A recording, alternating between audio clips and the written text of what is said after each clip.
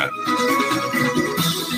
Série de entrevistas sobre economia e investimentos. Oferecimento: Farmácias São Paulo, uma rede completa para você. E assim, a Casa do Empreendedor de Maringá. E hoje na nossa série sobre economia e investimentos, vamos falar sobre investimentos para pessoas físicas, para pessoa física, quais são as melhores opções do mercado. Para falar sobre esse assunto, estamos ao vivo com o Head de Investimentos e sócio da Sacre Investimentos, Rafael Martinelli. Está ao vivo com a gente em 95,5 FM, também pelo Facebook, Twitter e YouTube da CBN Maringá. Olá, muito boa tarde. Boa tarde, Luciana. Tudo bom? Obrigado pelo convite. Nós aqui agradecemos. Bom, para começar, eu gostaria de saber o seguinte: existem muitas opções de investimentos para pessoa física no Brasil? Sim, Luciana, muitas opções, e que bom, né? Que bom que existem muitas opções. O brasileiro, a gente tem visto aí no passar dos últimos anos, tem cada vez se interessado mais sobre esse assunto, que é um assunto muito pertinente a todos nós, né? Todo mundo investe, trabalha, né, para ganhar dinheiro e investir, então por que não procurar investir bem, né? Procurar investir de uma forma adequada e rentável. Então, existem muitas opções, tanto na renda fixa quanto na renda variável, né? O leque é bem amplo mesmo.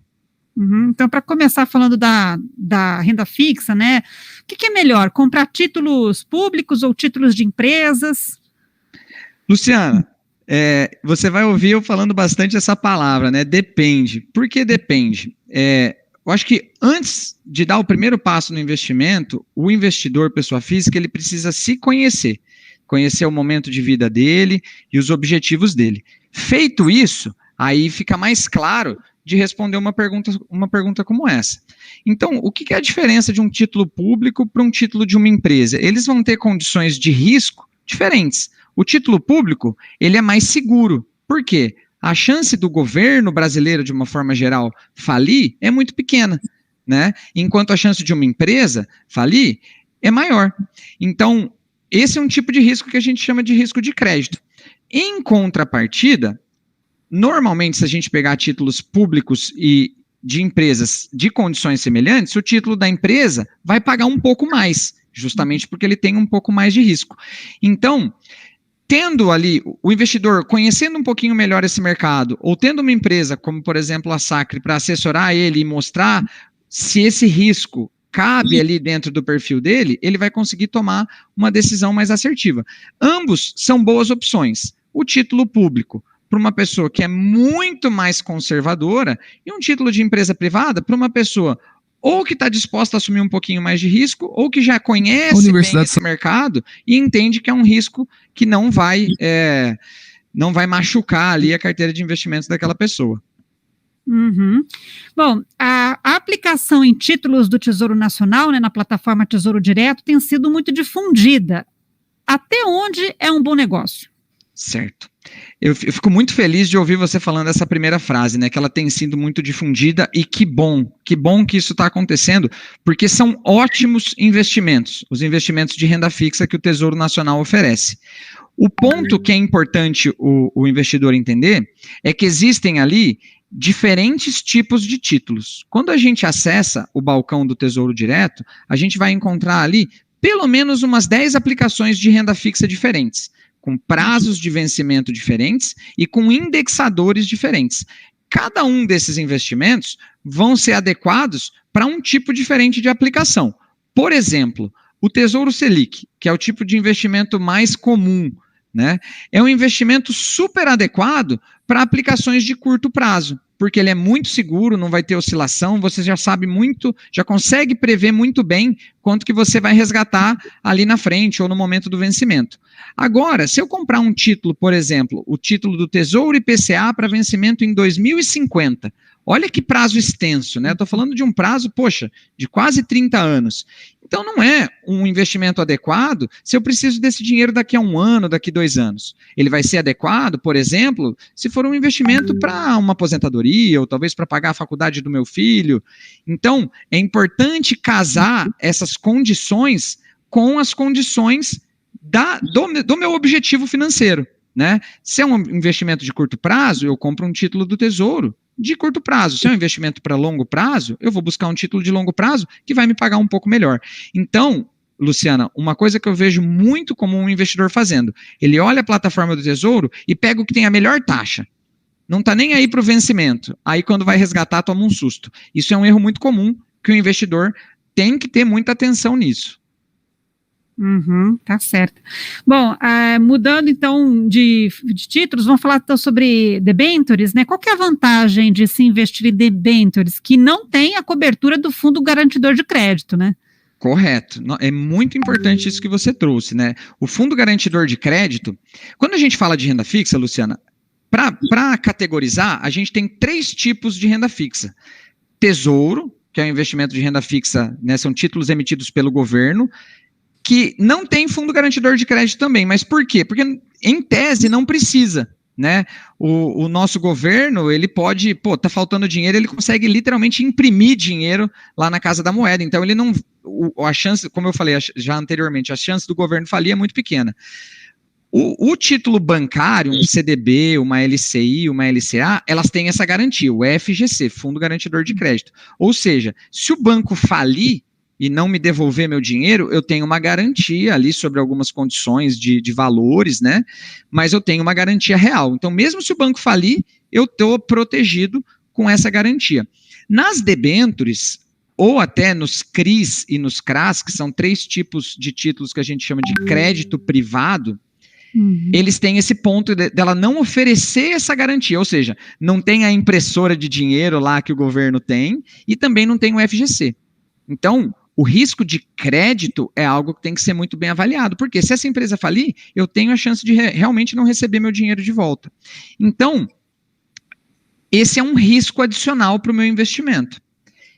Por que algumas pessoas preferem esse tipo de título? Ele tem 2 vantagens. A primeira vantagem é que ele normalmente vai pagar taxas maiores, então eu vou ter um retorno maior, e também, para o investidor pessoa física, esses títulos são isentos de imposto de renda. Então, o meu retorno lá na frente, ele possivelmente vai ser expressivamente maior. Qual que é o ponto-chave aqui, Luciana? E, de novo, aqui é um outro serviço que a Sacra entrega para os clientes dela. É a avaliação desse risco de crédito. Porque eu posso ter ali, por exemplo, uma empresa extremamente saudável, financeiramente falando, ou seja, uma empresa que a chance dela quebrada, ela tem um problema é muito pequena, e existem formas da gente avaliar isso, e ao mesmo tempo vão ter empresas que infelizmente não estão muito bem, né? Então o investidor tem que ter muita atenção a isso, ao risco de crédito. Se eu tenho um perfil para comprar esse tipo de título, buscar comprar títulos de empresas muito saudáveis. Tem até, para facilitar o nosso ouvinte aqui, tem até um formato, claro, não é só isso que a gente tem que olhar, mas tem um formato que ajuda muito, que é o rating de crédito da empresa. É uma nota de crédito que essa empresa recebe. A nota máxima, a gente chama ela no mercado financeiro de AAA. Então, a nota dessa empresa é AAA. Agora, se a empresa já não está tão bem, aí ela é AA. E assim vai caindo para A, depois triplo B, duplo B, B. Aqui na Sacra a gente costuma trabalhar apenas com títulos AAA, dependendo do perfil do cliente, um título duplo A, né? Então a gente preza mesmo pela qualidade de crédito para o nosso cliente não ter essa dor de cabeça lá na frente.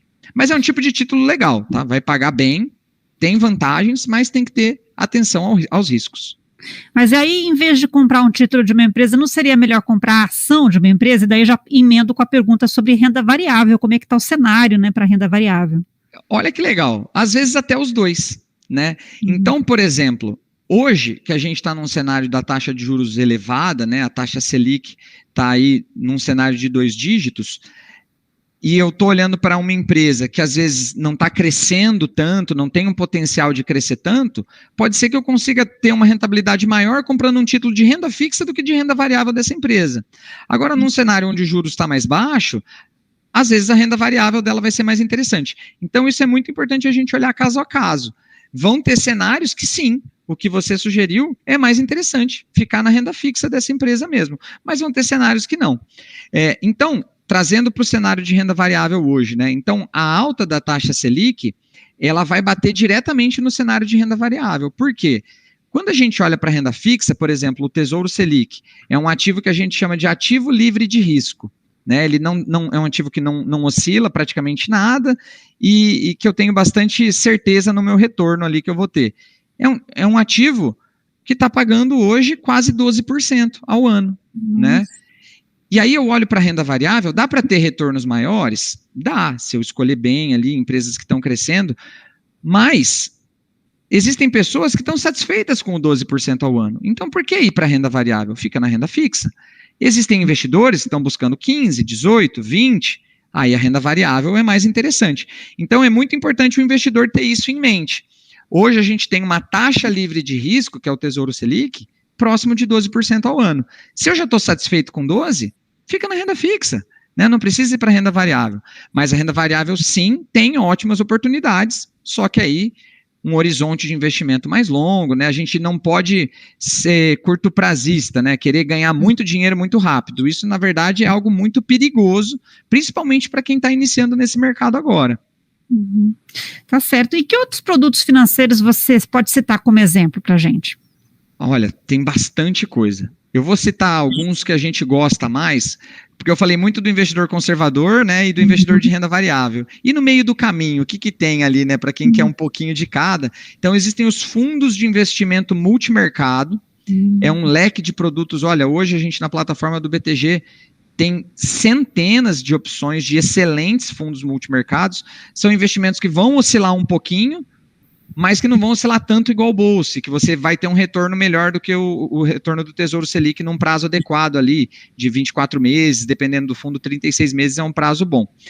Tem também as criptomoedas, é um tipo de investimento que está muito em alta. Hoje, por incrível que pareça, Luciana, tem mais investidores de criptomoeda no Brasil do que investidores na Bolsa, na Bovespa, né? Então é um investimento que está muito em alta, mas que também é muito arriscado. A gente vê muitas pessoas, né, só aproveitando esse boom e não tendo perfil para isso e acaba tomando um susto, né? Então, é importante ter um assessor de investimentos do teu lado justamente para te ajudar a escolher o investimento adequado. E aqui na Sacra a gente consegue trabalhar com todos esses que eu mencionei.